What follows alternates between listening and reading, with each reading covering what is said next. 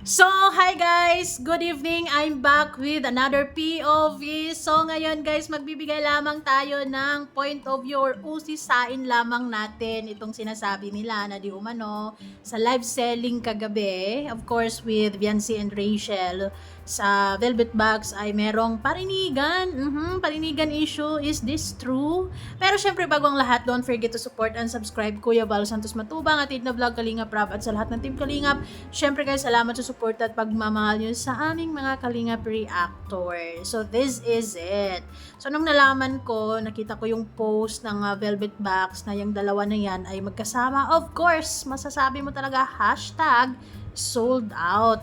Dahil yung alam nyo naman yung power na meron sila. Alam nyo naman yung fame, yung charisma, yung charm na meron sila sa Sokmed talaga, lalong-lalo na sa YouTube ni Kalingap Rab. Nagla-live selling sila. Malakas yan, sold out, 'di ba? So anong issue? Actually, naging silent viewer ako sa dalawa na yan kagabi. And masasabi ko, they're doing good sa mga ginagawa nila. Of course, with Beyonce, nasanay na rin siya sa pagla-live selling niya. And si Rachel, of course, alam niya yun eh. 'Di ba? Alam niyo, meron talaga siyang galing diyan. Magaling talaga siya sa bagay na 'yan. And as a first timer na magkasama sila, of course, ay magaling, maganda yung maganda yung flow ng live selling nila talaga lang.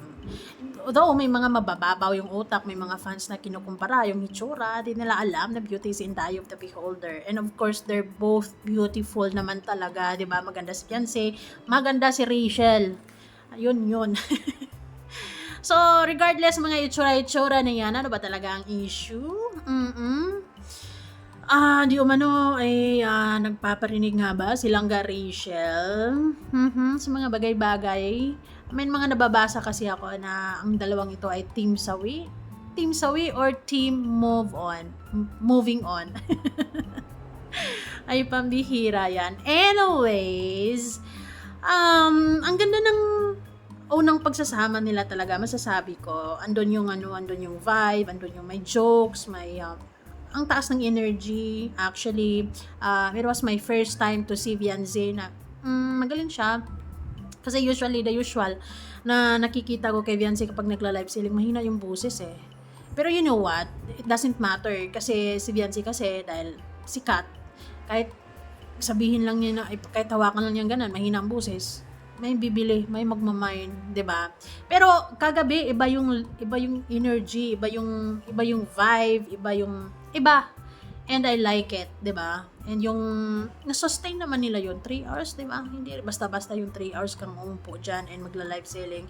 And worth it naman ang lahat ng pagod na yun kasi marami talagang bumibili. And yes, sold out talaga. Asset ng Kalingap 'yan. Talagang it's a best or good decision actually na magsama sila. Actually, ang magandang dyan, tandem na Carzy. Ito, may magandang pala, duo si Kalingap Rab na nabuo when it comes to this, magaling. 'Di ba? So, check natin, o sisain natin kung ano ba, gaano katotoo ang kanilang sinasabi na nagpaparinig di umano. Guys, kay John's food po yan. Yung patunay na yung pangaling ko. Comment nyo na lang po. So yun, press 1 sa mga bumibili ng na yan. Ano ba yan? Earrings na ganyan kahaba.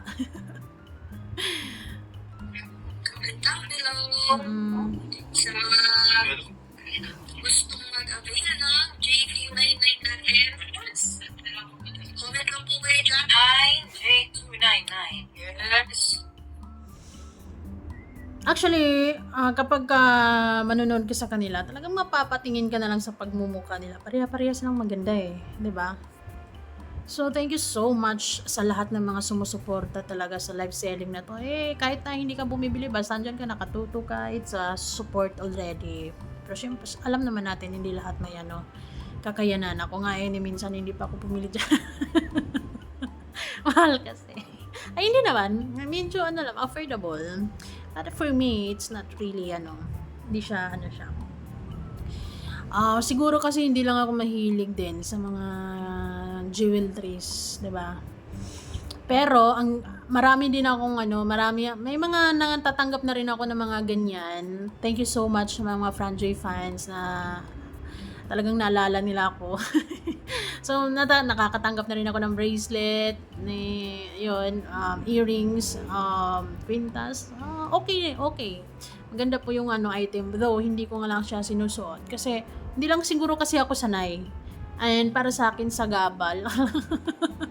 Pero ang ganda ng product. Gusto ko yung bracelet ni Kalingap Jack. Ayun, meron lang din ako niyan. Then yung watch. Thank you so much po sa mga Franjoy fans na naalala ko. I love you all. And, sige, tuloy na natin.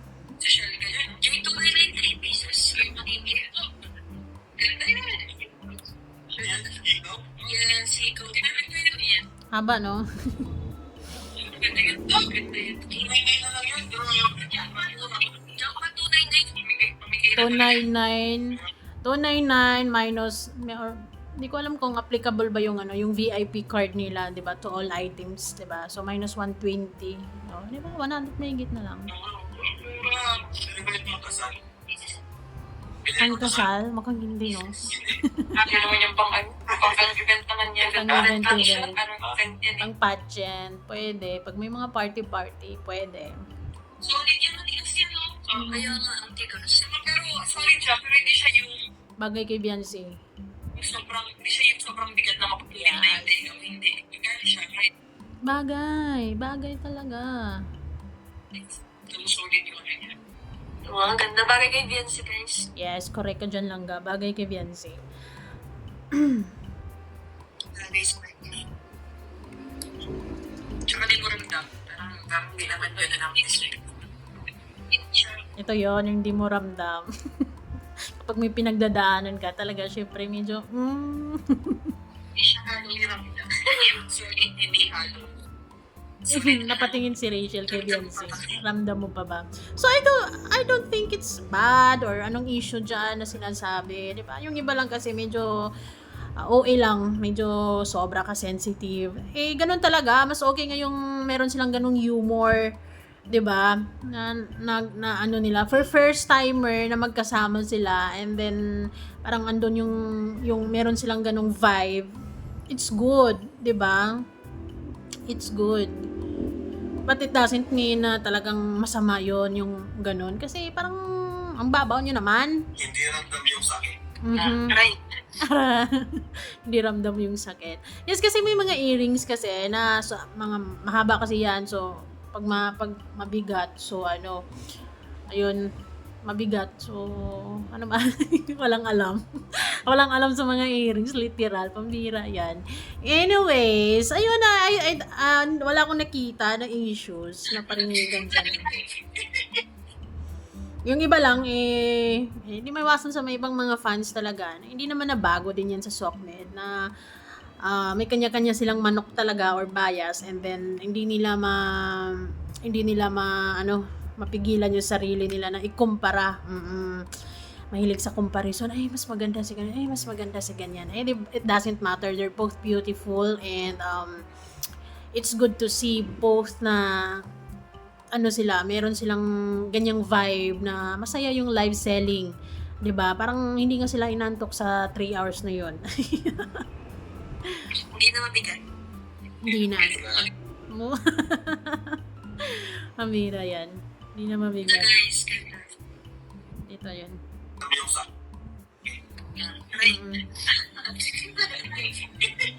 Hindi na mabigat. Kasi magana ba? Magaan na ba ang iyong pakiramdam? Magana yan. O, di ba? Tumawa lang si Beyonce, guys. Ang bablush yarn. O, di ba? Pinkish na yung mukha na yan. I don't think it's issue. Pagdating sa bagay na yan, ang babaw naman ng sense of humor nyo if it's you call it issue or parinig. It's not like that, 'di ba? Ganun talaga. Ano lang yan, POV. POV, hindi na mabigat. Wala akong nakitang dyan. Si Kalinga Prab naman is just go with the flow lang siya. Hindi sa sinabing pinabayaan o hinayaan lamang. Ganun. Tumawa nga lang si Beyonce. di ba? So, alam niyo naman yung nangyayari, kaya may mga konting hugot sila. You know what happened sa Rochelle, kay Langga Rachel, naghiwalay nga sila. And then, of course, yung bago lang about sa Etsy. Yes. So, don't make it a big deal, guys. They're happy, they're doing good. And ang galing ng live selling na yan, sa totoo lang. Hindi ka antukin talaga. Puro tawa lang sila, may konting hugot. And it's must, di ba? To also entertain sa kanya-kanyang mga fans. Of course, may makabiyan silang dyan, may maka-Rachel lang dyan, di ba?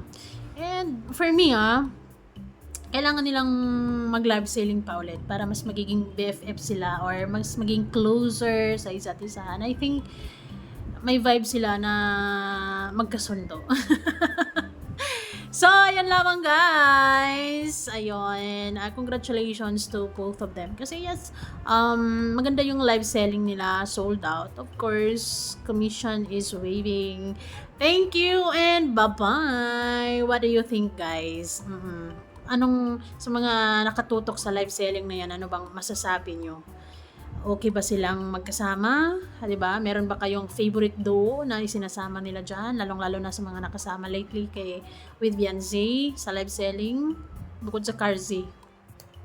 They're okay. They're very good.